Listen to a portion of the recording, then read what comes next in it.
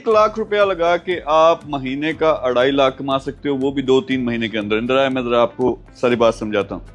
1 लाख लगा के टारगेट किया, दो से ज्यादा यानी 2 से 3 लाख और इससे ज्यादा भी कमा सकते हो। सिंपल इसमें चीज क्या समझनी है, कॉन्सेप्ट के ये नौजवानों के लिए खास तौर पे वीडियो है, वो जो मुझे गालियां देते हैं कि हमारे लिए कुछ नहीं बनाता, हमें सिखाता है, सिखाने लगा हूं। अब आपने करना और ये कमाना है। बिजनेस क्या है, सिंपल। आपने क्या करना है, प्रॉपर्टी बेचनी है।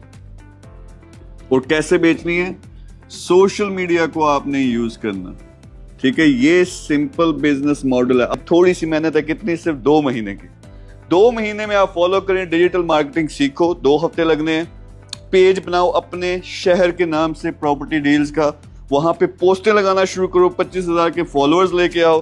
फिर उसके बाद मार्केट करो जो अपनी मेन फोटो या वीडियो है, तो इतने आपके पास आना शुरू हो जाएंगे। एक प्रॉपर्टी इसमें जान मरो बिक जानी है, 3 लाख 2.5 लाख आपकी जेब में आ जाना।